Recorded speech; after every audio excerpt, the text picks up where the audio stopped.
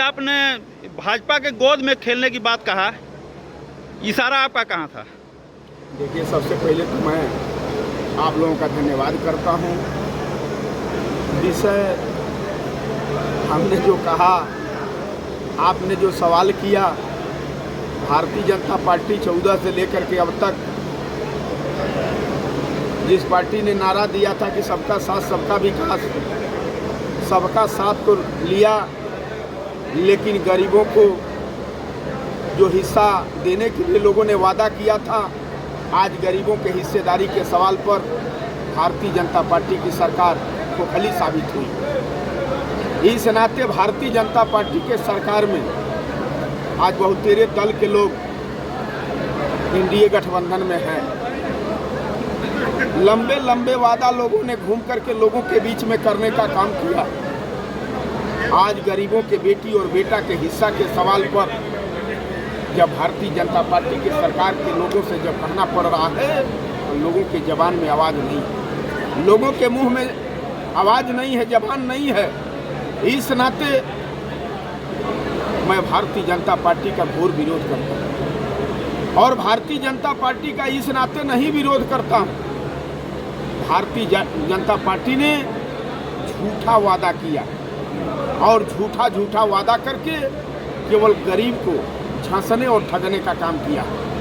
महाराजा सुहेलदेव के कारवा को असली रूप में कौन आगे बढ़ा रहा है? महाराजा सुहेलदेव जी के सम्मान को, और सुहेलदेव स्वाभिमान पार्टी का एक एक नेता, एक एक कार्यकर्ता इस बात को लेकर के संकल्पित भी है कि हम लोग सुहेलदेव जी के नाम पर भीड़ इकट्ठा करके सुहेलदेव जी के नाम पर गरीबों का शोषण हम लोग नहीं करने का काम करेंगे, गरीबों का सौदा करने का काम नहीं करेंगे।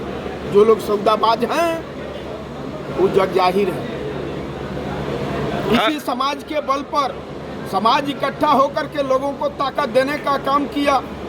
लोग जब ताकत पा लिए तब 22 में गठबंधन लोगों ने किया और गठबंधन होने के बाद एक भी नेता और कार्यकर्ता चुनाव नहीं लड़ा। आखिरकार क्यों नहीं नेता और कार्यकर्ता चुनाव लड़ा?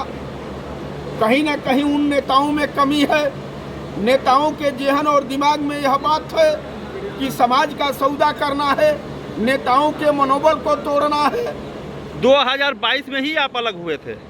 2022 चुनाव के बाद हम जिस दल के साथ थे, जिस नेता के साथ थे, अपनी जवानी का 2 दशक हमने उसके साथ लगाने का काम किया।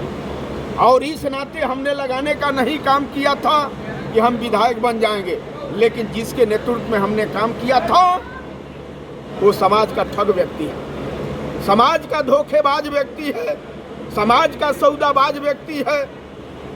22 के गठबंधन में इस बात को उसने प्रूव कर दिया, साबित कर दिया कि हम समाज को बेचने वाला व्यक्ति हूँ।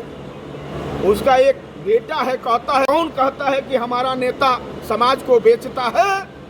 तुम असल बाप की औलाद हो और हिंदू धर्म, सनातन धर्म को मानते हो तो आओ, हमारे यहाँ एक मंदिर है, खराऊ पहन लो, पियरी पहन लो और उस मंदिर पर चढ़ करके कह दो कि 22 में हमारा नेता ने टिकट नहीं बेचा था, उसी दिन महेंद्र राजभर उसके साथ खड़ा मिलेगा।